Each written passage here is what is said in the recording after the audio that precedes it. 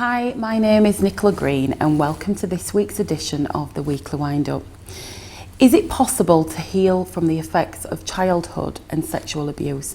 My guest today to talk about this issue is Payge Ryder. Payge is a homeopath and a self-development coach. Hello Payge. Hello. Welcome to the show. Thank you very So much. how did you get into being a homeopath and a coach? Basically that's because of my own journey really, and what's happened to me in my life, and the things that have actually supported me to heal as a person. So when I was 33 I became seriously ill, and at that point I went to see a homeopath myself. That really helped in terms of my healing, but then I realised that actually there were deeper things inside me that needed healing, deeper conflicts, and one of those things was the fact that I was sexually abused by my father when I was a child. Then my mother died when I was 18, so that was the bereavement of that, the sexual abuse. All these things were inside me and actually causing me to be really ill. Things that I was pushing down and not wanting to actually acknowledge. So I went to see a homeopath, and then I did a lot of self-development and continue to. It's a lifelong endeavour.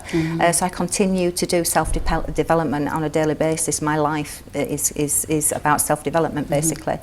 Always having the willingness to grow and to develop as a person. So that's what inspired me to actually become a self-development coach myself, and then to train to be a homeopath as well. So how did being sexually abused affect you as an adult now? With anything that we're healing from, it's actually a bit of a journey. And I will always be a person that was sexually abused as a child. That will always be part of my history, but it doesn't necessarily have to define who I am as a person now. So as a younger woman, I was really, I was very emotional, I was very volatile, very reactive. I suffered with shame. I thought, is it my fault? Have I done something wrong? Did I shine my light too brightly? Should I shrink as a person and not be quite as vivacious as I was as a younger person? Lots and lots of things where you beat yourself up, and also the fact that the whole family didn't believe me either. And if people out there have ever been through this type of thing, you'll know how difficult it is to deal with that when people just don't believe what you're saying. So as a younger woman, I suffered emotionally, highs but then lows. So I would be hyper and really high, and then I would have depression. Very reactive. My life was full of chaos and drama, and that was my outer life. But things are very different now. So you acknowledge that then. At what age did you acknowledge that and realise, you know, things have got to change? It was when I became ill at 33, that was the changing point for me. It just changed everything. I really had to address what was going on, and the way that I did that was, as I said, I went to homeopath, so I had homeopathic treatment, which was brilliant because that actually helped me to stay physically healthy. But what homeopathy does is it brings up the emotional stuff as well. So eventually I can remember going in to see my homeopath one day, and she said, are you ready to deal with this? And are you ready to deal with this? So it was the heart and the head, and the issues that were, because your outer life, if your outer life's in conflict, that's a good sign that your inner life's in conflict. And my outer life was full of chaos and drama, conflict in relationships and all sorts of things. So I realised that actually I needed to do this self-development, and to be honest with you, understanding also the law of attraction. Law of attraction came into my life.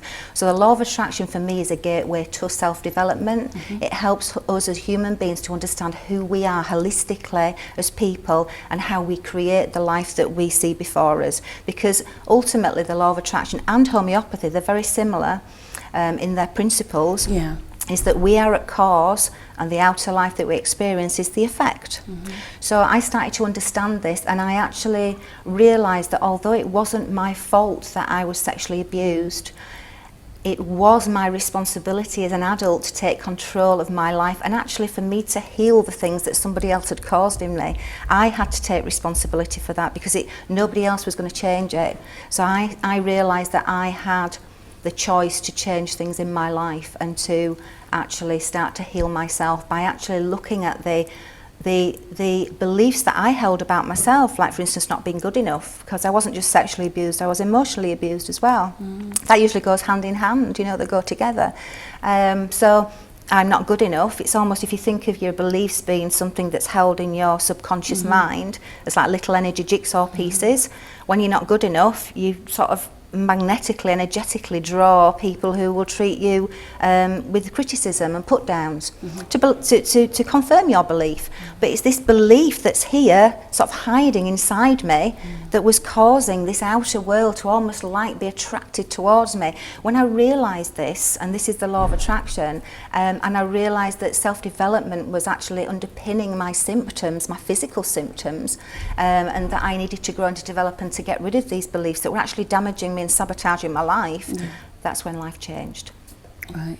And life's quite different now to when you was a young woman. It is very, very different, yes. And don't get me wrong, like I say, for healing for me is a lifelong endeavour. It doesn't just, you don't just get to nirvana, do you know what I mean? Because we all have our things, don't we, going we on? do, everybody does, you know, everybody does. And you know, it's a continual, I'm continually learning about myself, you know, but it's a continual willingness to acknowledge how I am as a person, how I react to other people, how they respond to me, and just to be aware of myself, you know. And life now, I have the most amazing relationships with my children, with my grandchildren, with my friends.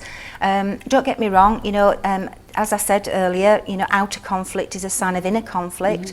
But I don't necessarily have outer conflict. I have sometimes where I have an issue with somebody or something, and it's like I'll go away and I think, okay, what's that about? You know, what is it? What's this telling me about me? What reaction have I got inside? You know, how can I change something? How can this situation externally highlight an aspect of me that needs to grow and develop? So I don't have outer conflict as such. I don't have the chaos, I don't have the drama. I have great relationships.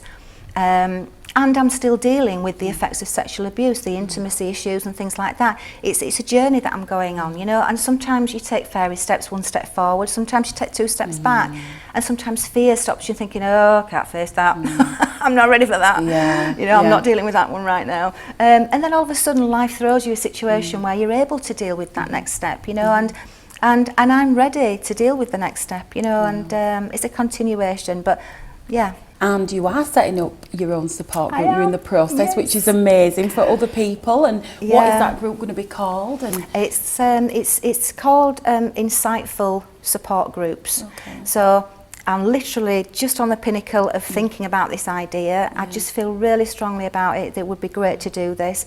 They're going to be free groups. So if there's anybody out there that actually has any free space anywhere, then obviously that would be great. You know, that they want to offer. But these support groups, they're not therapy groups, so they are support groups for us all to get together. I don't know how they'll hopefully organically grow. I'm not sure how they will transpire. Maybe I'll facilitate them, I'm not sure. But to support people, survivors of trauma and abuse, basically. You know, a safe space where people can come together and support each other. And I'm not saying that my way is the way, you know, I found a way to have a life that is so much more peace and contentment and so much more love than there ever was, you know, and me be happy with me. I'm happy with who I am now, you know. So I found a way of doing that, and I just want to support others to find their way. It's not necessarily my way, but it's their way, you know, because there's no right or wrong way. There's only ever your own way, you know. So I just want to support people to do that, you know. So please get in touch. So there's people out there, Paige, obviously, that may have gone through a similar situation to you. What advice would you give to those people? Whoever is out there that's gone through sexual abuse, emotional abuse, trauma of any sort that's still affecting them as an adult, because when you go through those things, if you don't deal with them as an adult, they tend to manifest in your life with all sorts of things going on, either physical illnesses or situations externally.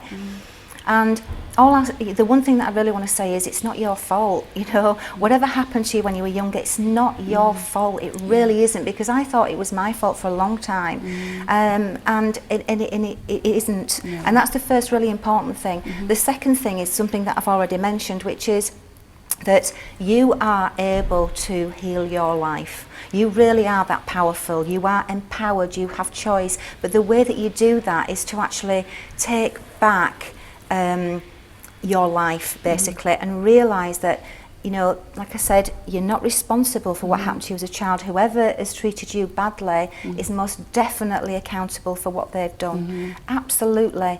However, you as an adult have got to take responsibility for your life, for who you are, and actually start to heal the things that maybe they've caused in you, you know, because nobody else can do it, but you can. And I know you can, because I'm on that road, you know. I'm not there, I'm on that road, guys, you know what I mean? And just to know that, you know, there are people out there that can support you, and you are loved, and it's okay. Thank you very much for sharing your story. Information on organisations that can be contacted with regards to childhood sexual abuse will be shown at the end of this programme. Thank you to my guest Payge, and thank you for watching. My name's Nicola Green, and we'll see you next time.